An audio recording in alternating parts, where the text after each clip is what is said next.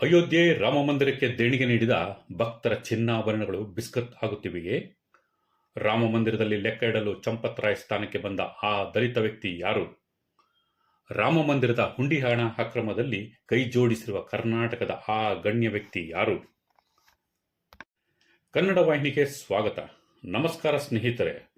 ದೇಶಾದ್ಯಂತ ಭಾರೀ ಸುದ್ದಿ ಮಾಡುತ್ತಿರುವ ಅಯೋಧ್ಯೆ ರಾಮಮಂದಿರದ ದೇಣಿಗೆ ಹಣದ ಹಗರಣದಲ್ಲಿ ಕೊನೆಗೂ ಚಂಪತ್ ರಾಯ್ ಅವರನ್ನು ಟ್ರಸ್ಟ್ನಿಂದ ಹೊರಹಾಕಲಾಗಿದೆ. ಬದಲಿಗೆ ಅವರ ಜಾಗಕ್ಕೆ ದಲಿತ ಸಮುದಾಯದ ಕೃಷ್ಣ ಮೋಹನ್ ಅವರನ್ನು ನೇಮಕ ಮಾಡಲಾಗಿದೆ. ಈ ಮೂಲಕ ರಾಮನ ಹಣದ ಕಾವಲಿಗೆ ಜವಾಬ್ದಾರಿ ದಲಿತ ಸಮುದಾಯದ ವ್ಯಕ್ತಿಯ ಹೆಗಲ ಮೇಲೆ ಹೊರಿಸಲಾಗಿದೆ.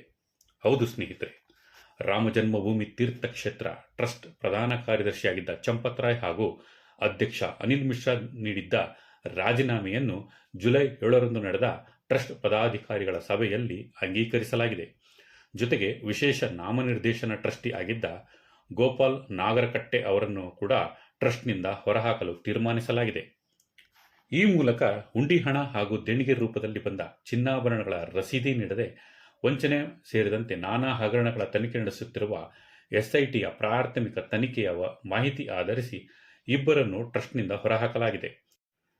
ಈ ಮೂಲಕ ದೇಣಿಗೆ ರೂಪದಲ್ಲಿ ಬಂದ ಹಣ ಹಾಗೂ ಚಿನ್ನಾಭರಣಗಳ ವಂಚನೆ ಪ್ರಕರಣದ ತನಿಖೆ ನಡೆಸುತ್ತಿರುವ ಎಸ್ಐಟಿ ಪ್ರಾಥಮಿಕ ತನಿಖೆಯ ಮಾಹಿತಿ ನೀಡಿದೆ. ಈ ಮಾಹಿತಿ ಆಧರಿಸಿ ಮೂವರನ್ನು ಟ್ರಸ್ಟ್ನಿಂದ ಹೊರಹಾಕಲಾಗಿದೆ. ವಿವಾದದ ಕೇಂದ್ರ ಬಿಂದುವಾಗಿದ್ದ ಚಂಪತ್ ರಾಯ್ ಜಾಗಕ್ಕೆ ಕೃಷ್ಣ ಮೋಹನ್ ಅವರನ್ನು ಹಂಗಾಮಿಯಾಗಿ ನೇಮಕ ಮಾಡಲಾಗಿದೆ. ನಿವೃತ್ತ ಐಎಫ್ಎಸ್ ಅಧಿಕಾರಿಯಾಗಿರುವ ಉತ್ತರ ಪ್ರದೇಶದ ಹರ್ದೋಯಿ ನಿವಾಸಿ ಕೃಷ್ಣ ಮೋಹನ್ ಅವರನ್ನು ಹಂಗಾಮಿ ಟ್ರಸ್ಟ್ ಪ್ರಧಾನ ಕಾರ್ಯದರ್ಶಿಯಾಗಿ ನೇಮಕ ಮಾಡಲು ಅವಿರೋಧವಾಗಿ ತೀರ್ಮಾನ ಮಾಡಲಾಗಿದೆ. ಅಷ್ಟಕ್ಕೂ ಈ ಕೃಷ್ಣ ಮೋಹನ್ ಯಾರು ಎಂಬ ಪ್ರಶ್ನೆ ಎಲ್ಲರನ್ನೂ ಕಾಡಲು ಆರಂಭಿಸಿದೆ. ಏಕೆಂದರೆ ಕೃಷ್ಣ ಮೋಹನ್ ಅವರ ಹೆಸರು ಎಲ್ಲಿಯೂ ಕೇಳಿಬಂದಿರಲಿಲ್ಲ. ಇತ್ತೀಚೆಗಷ್ಟೇ ಟ್ರಸ್ಟಿಯಾಗಿ ನೇಮಕಗೊಂಡಿದ್ದರು. ದಲಿತ ಸಮುದಾಯದ ಕಾಮೇಶ್ವರ್ ಚೌಪಾಲ್ ನಿಧನದ ಹಿನ್ನೆಲೆಯಲ್ಲಿ ತೆರವಾದ ಟ್ರಸ್ಟಿ ಸ್ಥಾನಕ್ಕೆ ಕೃಷ್ಣ ಮೋಹನ್ ಅವರನ್ನು ನೇಮಕ ಮಾಡಲಾಗಿತ್ತು. ಕೃಷ್ಣ ಮೋಹನ್ ಮಹಾರಾಷ್ಟ್ರ ಕ್ರೇಡರ್ ಐಎಫ್ಎಸ್ ಅಧಿಕಾರಿಯಾಗಿದ್ದು, ನಿವೃತ್ತಿ ನಂತರ ಹಾರ್ದೋಯಿ ನಗರದಲ್ಲಿ ಸಮಾಜ ಸೇವೆ ಮಾಡಿಕೊಂಡು ಜೀವನ ಸಾಗಿಸುತ್ತಿದ್ದಾರೆ. ಇದೀಗ ವಿವಾದಗಳಿಂದ ತತ್ತರಿಸುತ್ತಿರುವ ರಾಮಮಂದಿರ ಟ್ರಸ್ಟ್ನ ಆರ್ಥಿಕ ವ್ಯವಹಾರಗಳ ಜವಾಬ್ದಾರಿ ನೀಡಲಾಗಿದೆ. ದೇಣಿಗೆ ಹಣ ಸಂಗ್ರಹ, ಚಿನ್ನಾಭರಣಗಳ ಲೆಕ್ಕ ಸೇರಿದಂತೆ ಎಲ್ಲ ದಾಖಲೆ ಪತ್ರಗಳು ಹಾಗೂ ದೇವಸ್ಥಾನದ ಆಸ್ತಿ ಸಂರಕ್ಷಣೆಯ ಜವಾಬ್ದಾರಿ ನೀಡಲಾಗಿದೆ. ಟ್ರಸ್ಟ್ ಖಜಾಂಚಿ ಗೋವಿಂದ್ ಗಿರಿ ಸಭೆಯ ನಂತರ ಮಾತನಾಡಿ, ದೇವಸ್ಥಾನ ಸಿಇಒ ನೇಮಕ ಮಾಡಲು 3 ಸದಸ್ಯರ ಸಮಿತಿ ರಚಿಸಿ ಸೂಕ್ತ ವ್ಯಕ್ತಿಯ ಶಿಫಾರಸಿಗೆ ನೇಮಕ ಮಾಡಲಾಗುವುದು ಎಂದು ಹೇಳಿದ್ದಾರೆ.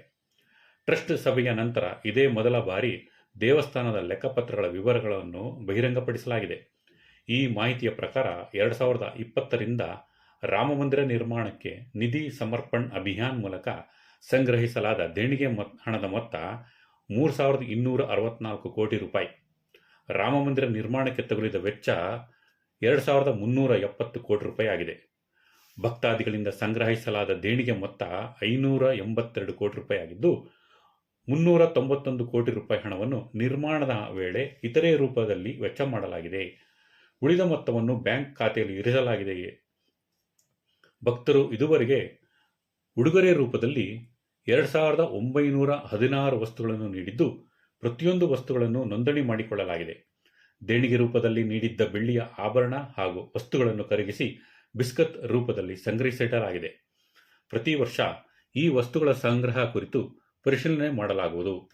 ಭಕ್ತಾದಿಗಳು ತಾವು ನೀಡಿದ ದೇಣಿಗೆ ರೂಪದ ವಸ್ತುಗಳ ಪರಾಮರ್ಶೆಗೆ ಅವಕಾಶ ನೀಡಲಾಗುವುದು ಎಂದು ಟ್ರಸ್ಟ್ ಸ್ಪಷ್ಟನೆ ನೀಡಿದೆ. ಇಷ್ಟೆಲ್ಲ ಸಭೆ ನಡೆದರೂ ರಾಮಮಂದಿರದಲ್ಲಿ ನಡೆದ ಅಕ್ರಮದ ಬಗ್ಗೆ ಯಾವುದೇ ಚರ್ಚೆಯಾಗಿಲ್ಲ. ಇದುವರೆಗೆ 8 ಜನರನ್ನು ಬಂಧಿಸಿದ್ದರೂ ಇದರಲ್ಲಿ ಚಂಪತ್ ರಾಯ್ ಹಾಗೂ ಅನಿಲ್ ಮಿಶ್ರಾ ಪಾತ್ರದ ಬಗ್ಗೆ ದೇಶವೇ ಪ್ರಶ್ನೆ ಮಾಡುತ್ತಿದ್ದರೂ ಯಾವುದೇ ಚರ್ಚೆ ನಡೆಸದೆ ಅವರ ರಾಜೀನಾಮೆಯನ್ನು ಟ್ರಸ್ಟ್ ಸಭೆಯಲ್ಲಿ ಅಂಗೀಕರಿಸಲಾಗಿದೆ. ಅಲ್ಲದೆ ತನಿಖೆ ಎಸ್ಐಟಿ ನಡೆಯುತ್ತಿದೆ, ತಪ್ಪಿತಸ್ಥರಿಗೆ ಶಿಕ್ಷೆ ಆಗಲಿದೆ ಎಂದು ಹೇಳಿ ತಿಪ್ಪೆ ಸಾರಿಸಲಾಗಿದೆ. ರಾಮಮಂದಿರದಲ್ಲಿ ಕದ್ದ ದೇಣಿಗೆ ಹಣ ಕರ್ನಾಟಕದ ಗಣ್ಯ ವ್ಯಕ್ತಿಗೆ ಪಾಲು ಹೋಗುತ್ತಿತ್ತು. ಕದ್ದ ಚಿನ್ನಾಭರಣಗಳನ್ನು ಕರಗಿಸಲು ರೈಲಿನಲ್ಲಿ ಮೂಟೆ ಕಟ್ಟಿ ಕರ್ನಾಟಕಕ್ಕೆ ರವಾನಿಸಲಾಗುತ್ತಿತ್ತು ಎಂದು ಎಸ್ಐಟಿ ತನಿಖೆಯಲ್ಲಿ ವರದಿಯಾಗಿದೆ. ಆದರೆ ರಾಮಮಂದಿರದಲ್ಲಿ ಕದ್ದ ಹಣದ ಪಾಲು ಪಡೆದ ಕರ್ನಾಟಕದ ಆ ಗಣ್ಯ ವ್ಯಕ್ತಿ ಯಾರು, ಚಿನ್ನ ಕರಗಿಸಲು ಬಳಸುತ್ತಿದ್ದ ಕಂಪನಿ ಯಾವುದು ಎಂಬ ಪ್ರಶ್ನೆಗೆ ಮಾತ್ರ ಇನ್ನೂ ಉತ್ತರ ಸಿಕ್ಕಿಲ್ಲ. ಎಸ್ಐಟಿ ವರದಿ ಪ್ರಕಾರ ದೇವಸ್ಥಾನದಲ್ಲಿ ಪ್ರತಿದಿನ ಬರುವ ದೇಣಿಗೆಯಲ್ಲಿ 6ರಿಂದ 8 ಲಕ್ಷ ರೂಪಾಯಿ ಮೊತ್ತವನ್ನು ಕದಿಯಲಾಗುತ್ತಿತ್ತು.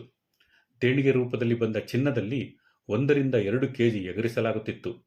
ಹಾಗೆ ಕದ್ದ ಚಿನ್ನಾಭರಣಗಳು ಮೂಟೆಯಲ್ಲಿ ತುಂಬಿ ಕರ್ನಾಟಕಕ್ಕೆ ರೈಲಿನಲ್ಲಿ ಕಳಿಸಿಕೊಡಲಾಗುತ್ತಿತ್ತು. ಚಿನ್ನವನ್ನು ಕರಗಿಸಿ ಬಿಸ್ಕತ್ ರೂಪದಲ್ಲಿ ವಾಪಸ್ ಕಳಿಸಲಾಗುತ್ತಿತ್ತು. ಚಿನ್ನ ಕರಗಿಸುವ ಹಾಗೂ ಕದ್ದ ಹುಂಡಿ ಹಣದಲ್ಲೂ ಕರ್ನಾಟಕದ ವ್ಯಕ್ತಿಗೆ ಪಾಲು ಹೋಗುತ್ತಿತ್ತು ಎನ್ನಲಾಗಿದೆ.